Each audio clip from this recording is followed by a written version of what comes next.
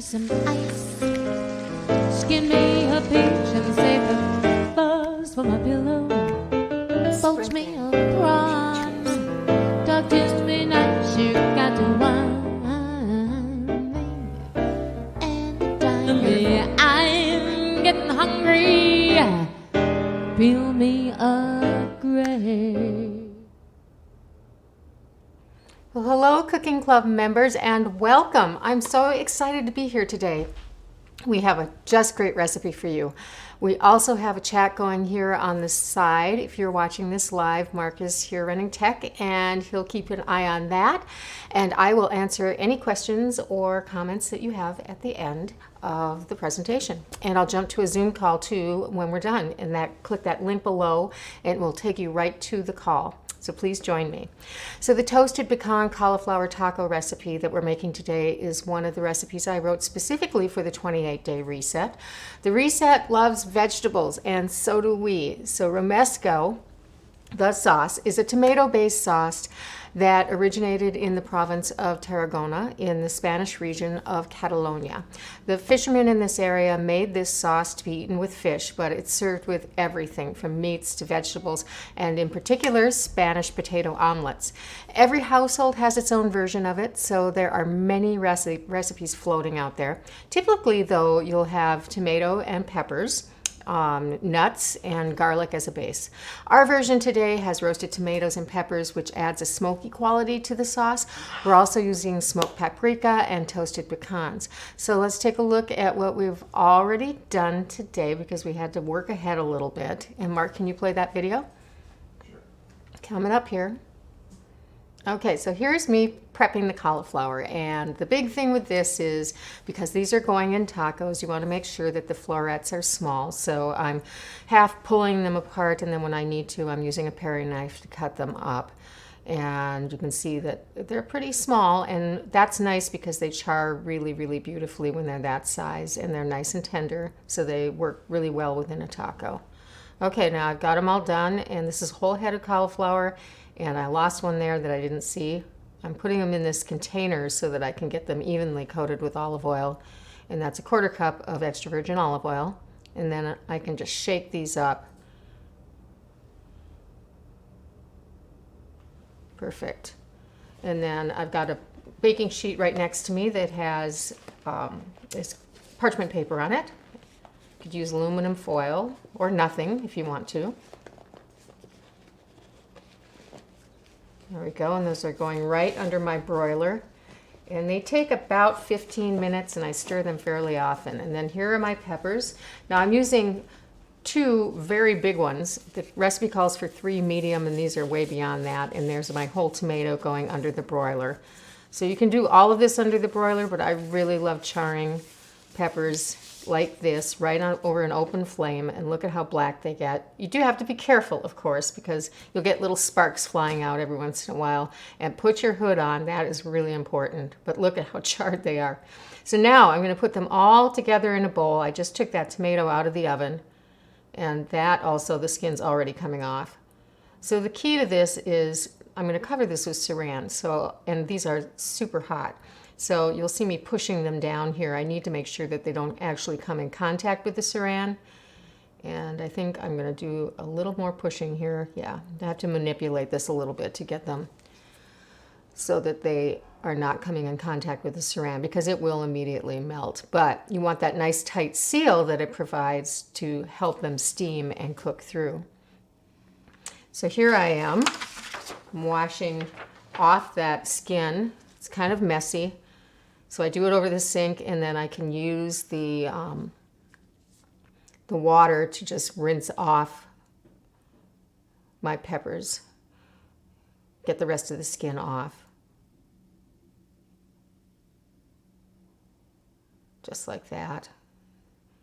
Great. Okay, so here are my peppers. And what I've done with them is I've pulled the tops out, which is really easy to do. I didn't show that in the video, but I just pulled the tops off with the seeds, rinse them again, and here they are. So let me just get them out here. I'm going to pat these dry just a little bit, and I don't care if there's a little bit of this skin left. that is really fine with me. I've got some paper towels here to just get some of that excess moisture. You can see, look in the bowl, as they cool, you get quite a bit coming off. Okay, we'll get rid of that. And then I'm just going to roughly chop them. They're really quite cooked, so that process does a nice job of steaming them. Okay, and then let's put them in my food processor that I've fitted with a metal blade.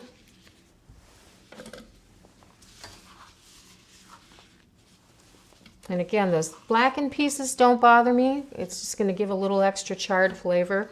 But the peppers being cooked that way have a smokiness to them in and of themselves. And this is definitely less expensive than buying smoked peppers in a jar, but you can go that route if you want to as well. A little extra work to do it this way. And I'm going to just cut that little bit of rib off.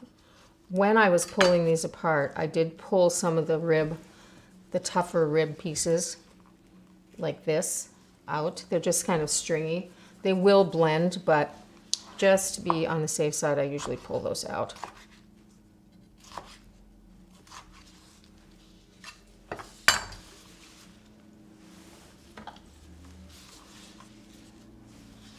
Almost there. You can really smell the smokiness of them. I've roasted a lot of peppers in my day, I must say. Don't forget to turn your fan on. I think I said that, but don't forget to turn your fan on because your whole house will smell like charred peppers, which is a really good smell, but for a while. Okay, and then what's left here is my tomato. I have a couple of small pieces of pepper that fell off. Let's take those. The tomato's going to be a bit messy. And just cut around the core. I want that part. And these I'll just rough cut and throw those in.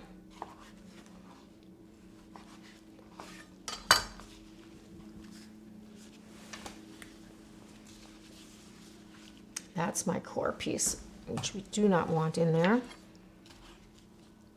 And here's the little bit of a rough piece I'm going to take out too, just a little on the tougher side.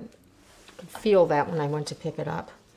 Okay, so this is a little messy, so I'm going to just get rid of it all.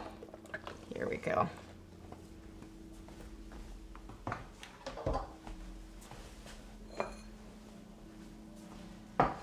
All right, let's see what else we have to put in there. Okay, we got the tomatoes and we got the peppers. Now we have toasted pecans, and this is 3/4 of a cup of toasted pecans. What I did with these, there's some that I'm using for garnishing as well too, so I toasted them all together. And 350-degree oven, 4 to 6 minutes. When you open the oven door and you really smell those pecans, not while they're burning, but before that, when they smell really, really great, 4 to 6 minutes, that's when you know they're done. So those go right in. That. And then we have some garlic here. I'm going to grab a small cutting board. I'll be right back. The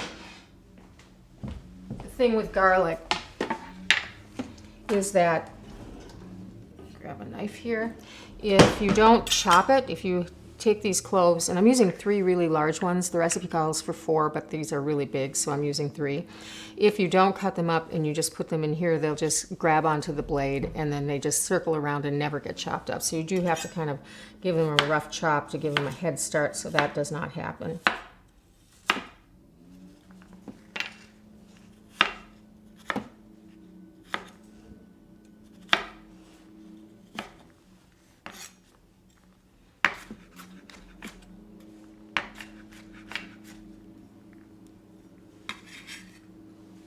Took my mat away, so my little cutting board is sliding quite a bit. And we just had these knives sharpened, so you need to make sure that I don't cut myself. So always put a mat or a damp towel under your cutting board. Do as I say, not as I do, because I'm not going to take the time to do it right now, but and I can see I have a little piece of the skin that I did not get rid of. So it's gone now. Okay, that's fine. Great, let's set that aside.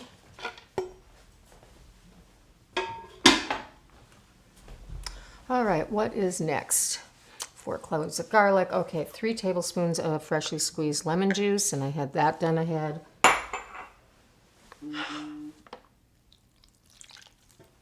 I don't know what that was. Something in a computer. Important announcement. And 2 tablespoons of red wine vinegar. And this is going to add a really distinctive flavor to this. So you've got 2 kinds of acid going on here. And you'll see recipes that have just red wine vinegar or just lemon juice, but those both are really kind of typical of this dish. Okay, now I've got a tablespoon of smoked paprika and a half a teaspoon of cayenne pepper. I also measured the salt because I made this recipe so many times that I know I like this amount of salt, so it's a teaspoon and a half of kosher salt. I wrote it in the recipe to add it afterwards so that you could put in a little less or a little more, however you wanted to do it. But I am still going to taste this. Okay, so in that goes. And I think I got everything in there that I need Not to. the cilantro. Oh, the cilantro. I did skip the cilantro. Okay, and the cilantro, it is a half a cup of cilantro leaves. And I find, I get asked this all the time, can I use the stems? You know, in this case, I would say, even though they're really kind of soft, I wouldn't use the stems. And the reason is, they don't, unless they're chopped in, you know, not in a bunch like this, they never really chop up properly, so you do have like little pieces of stem. So I just use the leaves. It's more work, but better results, I think. Okay, let me pulse this. Just like to pulse it to get it going. And then we're gonna let it go about 30 seconds.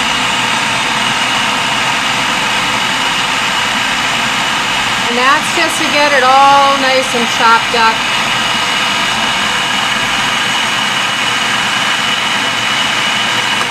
And I think I'm going to just stop it and see how it's going. And yeah, sometimes things work their way up the sides. You put the oil in later? Yeah, Okay. we do put the oil in later. You just forgot the cilantro. I will not forget the oil. Keep it going a little bit.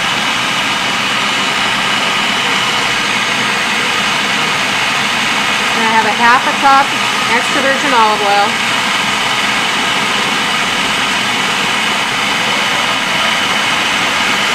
And just pour that in. It's like making a pesto.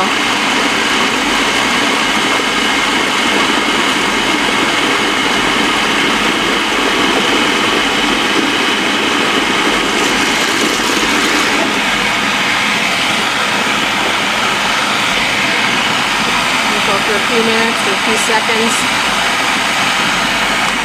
There we go. All right, let's see what this looks like. Heavens. Everything okay there? So you can see this has, I think you can see, a really, really nice chunky salsa-like texture to it. You could keep processing it if you wanted it to be smooth, and some people do. But for this in particular, I like that chunkiness to it. It looks really great. So let me just taste this and see what we've got. That is really good. It's also got quite a bit of heat to it. So that's even better.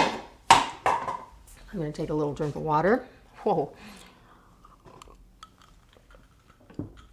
So I would say if you're not into the heat, I'd watch the cayenne pepper. Back off on that. Also the smoked paprika. It's more smoky than it is hot, but it depends on the paprika, so you should just really gingerly taste your way into it. But I'm going to love this with it, although I'm already feeling the heat, so yay. All right, so we've got our salsa done. I'm going to just set that to the side, wipe off my countertop. And next, I'm going to make some tortillas. So let me just get the things I need for that. I'm going to need, let me grab this way. Eventually a burner to cook them with. So I'll put that there so I can get to it. And then I've got some masa harina here. 2 cups of masa harina, and this is what this is. I buy this in bulk. This brand is gluten-free because it's corn, of course. And it's Masa CA.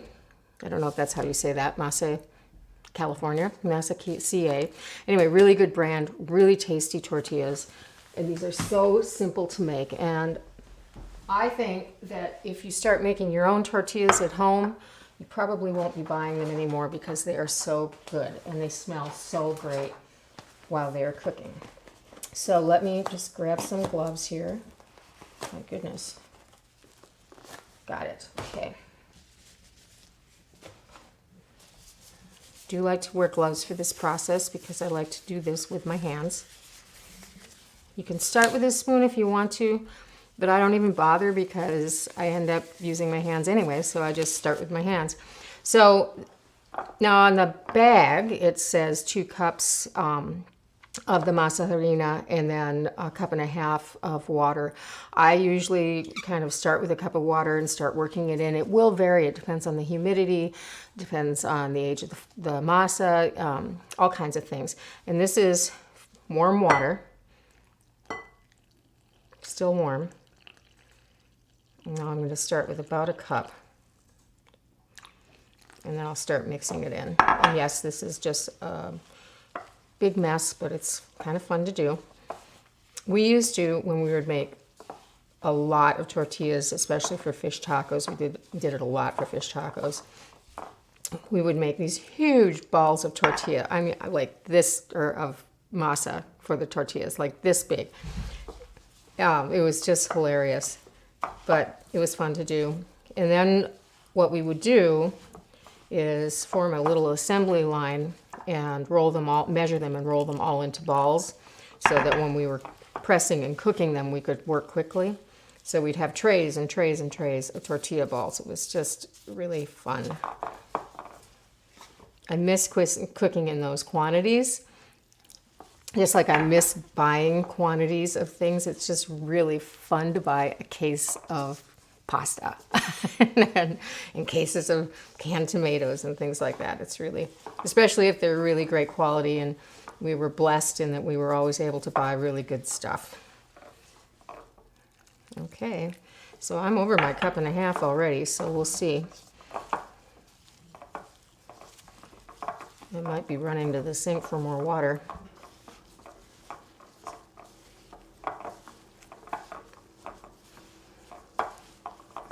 Don't worry about overworking it. You don't really have any kind of a problem with that.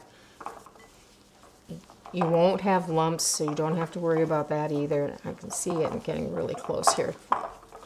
It has a kind of almost springiness to it, and as I'm working here, it's gathering together. I've got some little bit of flour on the bottom I want to incorporate. Now, I really don't need to add much more water. Because you don't want this to get too wet. You want it to be just hanging together. Now some recipes for this will say that you need to rest the dough, and we used to do that, and then we ran into situations where we couldn't do that. That's the life of catering and restaurants and that type of thing. Sometimes you just run out of time and you need to get it done. And we couldn't tell the difference. So generally speaking, we don't do that. So now what I'm going to do is I'm going to just grab a piece of saran wrap. I'm going to leave this in the bowl and cover it with saran while I'm working.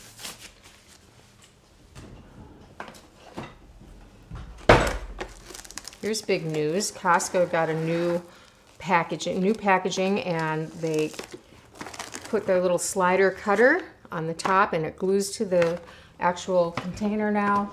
Much better. If you're a Costco fan, you know what I'm talking about. Okay, I'm going to use quarter cup measures for this. Got that right here. I'll just do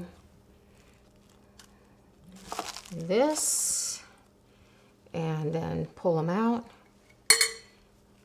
There we go. I'm going to do a couple of them. So I'm going to form the balls now so I don't have to mess with it later. Like that. Now if you're going to do a whole bunch of these and you want to form these ahead of time, just have a sheet pan, put them on the sheet pan, cover them with saran tightly so they don't dry out. There we go. As a matter of fact, I'm going to just put this saran kind of down on these. There. Now, for the pressing of the tortillas, you can roll them out if you don't have a tortilla press, but a tortilla press is very inexpensive. $20 for this one. I've had it for I don't know how many years, but a lot of them. And I've used this press in my commercial kitchen. I've traveled with it. It goes with me everywhere. So what I like to do, it's best to use a heavy plastic. So I take a Ziploc bag, and this is, you can use parchment paper. You need to not put the dough directly on the press. You want something, some sort of a barrier. And this is the best one I've found. And then I just cut it down the sides. So it can open up, but still be one piece of plastic. Like that. You can use a smaller Ziploc bag, but I find using a gallon bag, and this is actually a freezer bag, so it's got that nice heavy plastic to it. I find a gallon bag is a little easier because you don't have to get it exactly in the right place. You have a little more latitude with it. Okay. Oh, you know what I'm going to do too is let me just turn my burner on, and I have a dry cast iron skillet right here. And I'm going to put it on high. So remember, the skillet should be dry. I mean, this, if you're looking into this at some point, you'll see it's a little bit shiny. That's because I always oil my cast iron. Okay, so the way this goes, let's turn this around the right way. Can you see all that okay, Mark? Mm-hmm. Then we're just going to take a ball of masa. Doesn't matter if it's a perfect ball, they always end up round. Don't know why, but they do. Press it down just a little bit, and then press it like this. Okay, and there it is. Just perfect. Now what I like to do, because we like our tortillas a little thinner than what this press will do, is just take a rolling pin and roll them out just slightly. Make it just a little bit thinner.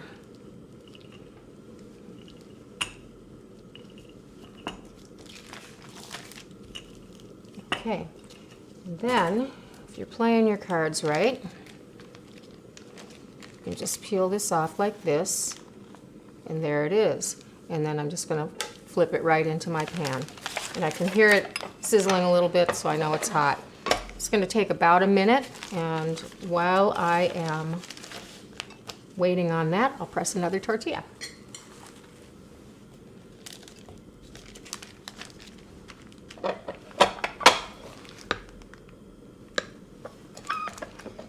Go. I'm just going to do two. Let me roll this out just a little bit more. This makes a big difference, just this little bit of rolling, but just be careful you don't want to break it in two with the process. Let's see how this guy's doing.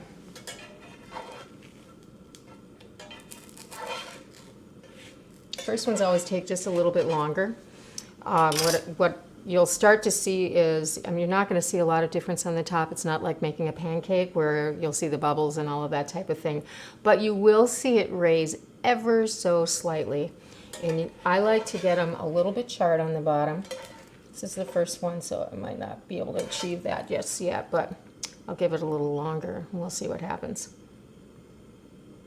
Getting quite a bit of smoking here.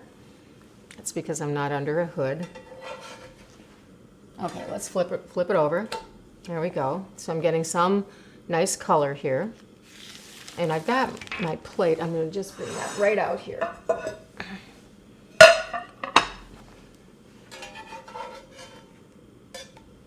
Then on the other side, you want to go about the same amount of time. So you're really looking at about a minute on each side.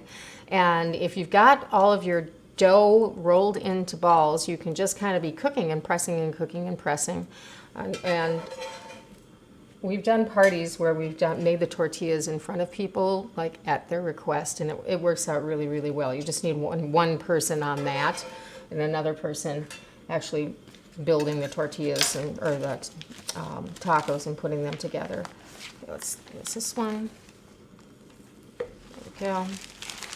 So that one I rolled in a little bit of an odd shape.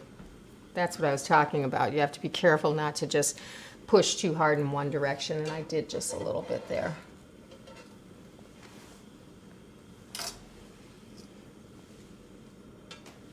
What's really great about this too, I mean, in spite of the smoke, because it's a little smoky, but they smell so good when they're cooking.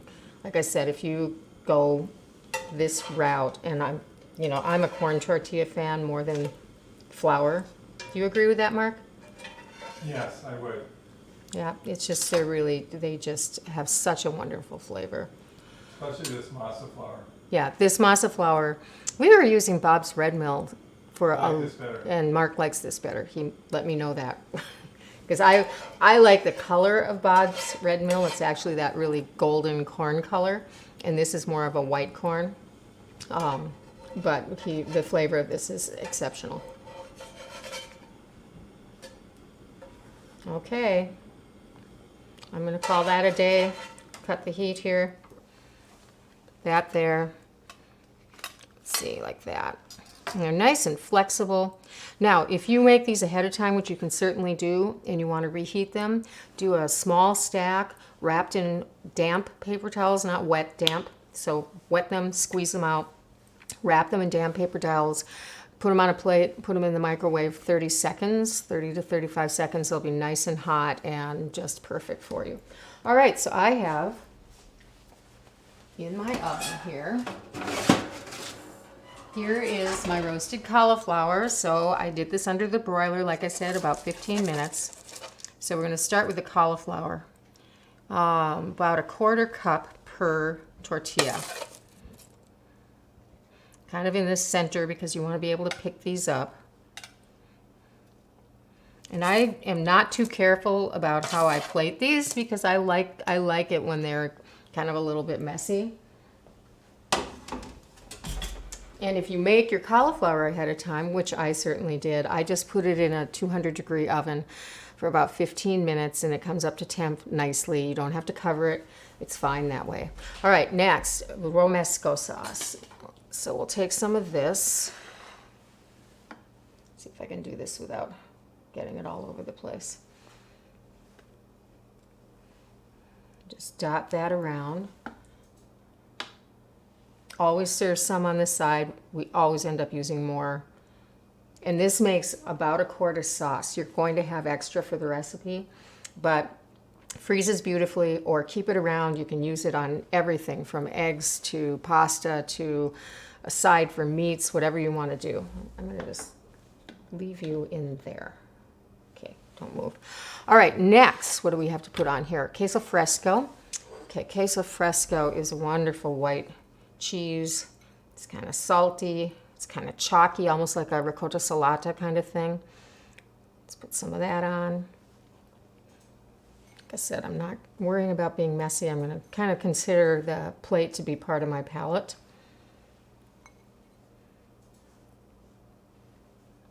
Okay, and now let me get the cheese off of my hands.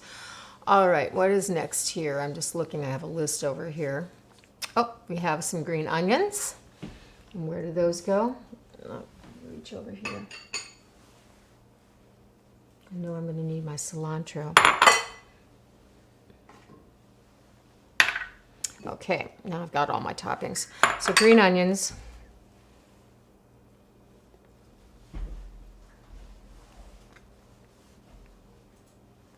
Put a little bit more on the sides just to make it pretty.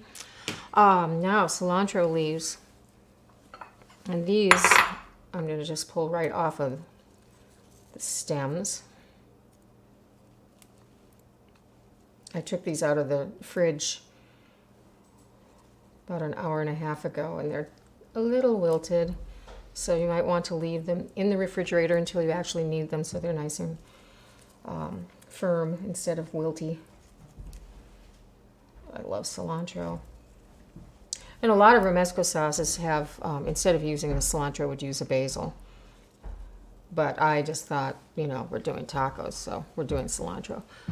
Okay, and then my toasted pecans.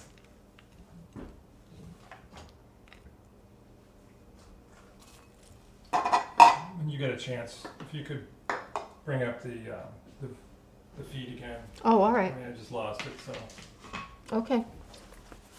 I'm going to finish this, and then we'll bring up the feed so I can do questions, okay? Okay, toasted pecans, little sea salt. Where is the salt? Here it is. Okay. Am I in an okay position for people to see this, Mark? Or? Yeah. Okay, a little sea salt. And then don't forget the lime wedges, because what really, really makes these tacos sing is that little burst of lime at the end, that little citrus thing going on. You've got a lot of heat going on. You've got the salt from the cheese. You have that great corn flavor in the base of the tortillas themselves. And this is a delicious dish. So, okay, let me go and, while you look at this, and here, I'm gonna go ahead and squeeze the limes. Do a lime per taco. Okay, so I'm gonna go and find the feed so we can talk, and I'll be right back.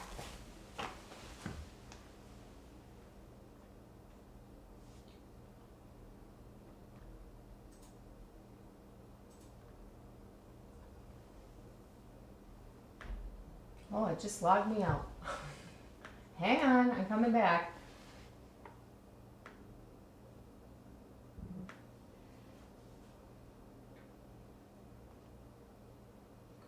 You want me to read these myself, Mark? Right, I've got a couple questions here if I can ask you. Okay, just hang on a second.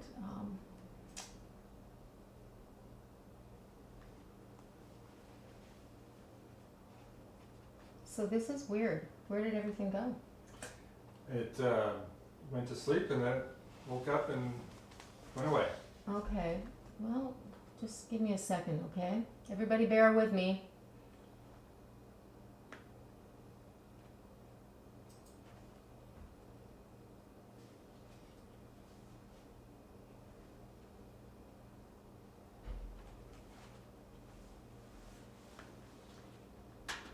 Boy, it's been technical difficulty week. Here we are. Okay, can I give this back to you? Yeah.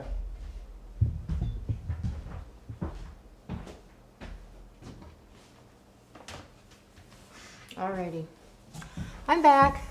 Hello. Okay, read me a question. What would you substitute for the nuts? What would I substitute for the nuts? That depends on why you're substituting the nuts. So if you're substituting the nuts because of a nut allergy, I would go to sunflower seeds. I've actually messed around with that a little bit in testing, and it's quite good. So I would use the same amount of sunflower seeds, unsalted, toasted sunflower seeds. If you do use salted, it's going to, then don't add the salt until the end because it will be a surprise. Usually they're very heavily salted if you buy them salted, but roasted for sure or toasted. And if you're doing it not because of a nut allergy, but something like diverticulitis, then I would probably go to chickpeas. not toasted, just chickpeas, either cooked or canned and rinsed and drained and dried. That will help with that texture that the nuts provide. It won't be as chunky necessarily, but it will give you that texture and it will make it into that kind of thick sauce kind of thing. I find a lot of amazing uses for chickpeas these days. So that's my answer.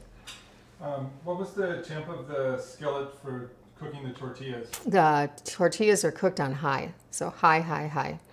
And it'll make you a little uncomfortable because your pan will smoke, but high, no oil. Okay, and can you suggest a cow milk substitute for the Queso Fresco? A non-cow milk? Is that what you mean? Yeah. Okay. Yes, I definitely would go straight to feta because a lot of this is about the texture, and you can get feta that's that kind of dried, crumbly kind of thing. So I would probably go to that. Goat cheese would work as well if you wanted to, but feta is going to be, even though it's not strictly true, but mostly it's sheep's milk. And if you get a kind of a crumbly type of feta, I think that would be really, really nice on that. So that's where I would go with that. Another route you could go if you wanted to is you could grate something like a manchego, or there are a lot of other cheeses that can be grated that could go on. But if you want something similar in texture, that's what I would do as a feta. Can you freeze the tortillas either before or after you cook them? I would freeze them after you cook them, and then I would just thaw them to room temperature. You could freeze them in a stack and just thaw them and then heat them in the microwave the way I said to. Do you need to separate the layers when you freeze them, or? No, you don't. You don't need to do that. I mean, you don't need to with crepes either. They will stick together, but they'll come apart. So you can separate them if you want to, and I would let me qualify that. If you're going to use them like individually, or you don't know, then separate them with parchment so you can take out exactly what you need. And in that case, what I do is I would freeze them separately and then pack them frozen and separate them. I hope that all made sense, but can't go wrong. But sometimes it's nice to, if you're going to make a bulk, especially if you're making a bulk of masa and you want to just have them on hand, which is a great idea, then I would do them separately. Okay, that's what I have. Okay. Well, should we talk about what's coming up? Sure. Okay. We have a lot coming up. We're shifting gears now, though. We're going to get out of the 28-day reset stuff we've been doing because we're in the middle of the class, and we're shifting gears and going to the holidays. I don't know which is first here. The first one is the strata. And I need my notes for that. There it is. So this is technically, it's a strata because it has egg in it. But it's kind of a stuffing. So it's got that texture of a stuffing. So you could use this instead of a stuffing. I'm thinking Thanksgiving. So it has sourdough bread in it, eggs, and Parmesan cheese, and of course artichokes. And the artichokes are frozen hearts, which you can get at most grocery stores these days. So that is next Saturday, November 13th at 4 o'clock here. And the following week, and here's the recipe, and this is not actually a picture of the recipe. It's a picture of everything that's in the recipe, but we haven't taken a picture yet, so I wanted to do something representational. But anyway, this is marinated shrimp with orange and capers, and I've been making this recipe and modifying it for years, and it's just wonderful. If you're a shrimp lover, you're going to love this recipe.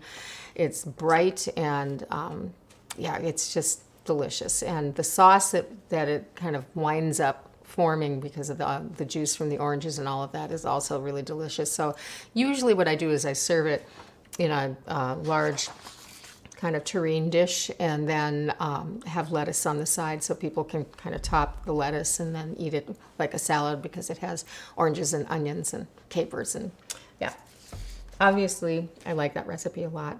So after that, we will break for Thanksgiving. And then if you look at your newsletter, there's a whole lot coming up in December. And yeah, so it's all related to the holiday season. And then we shift into the new year. Can't believe I'm saying that, but I am. So that's what I've got for now. Anything else come in while we were sitting there? Okay, thank you for your patience on us losing the feed. It's been technical difficulty week. Every computer I've touched is something has gone wrong. So, and sometimes a lot worse than this. So I'm going to hop over to Zoom. If you are so inclined, come and join me and we will chat. And otherwise, I will see you next week. And thank you so much for watching. Take care, everybody. Mwah.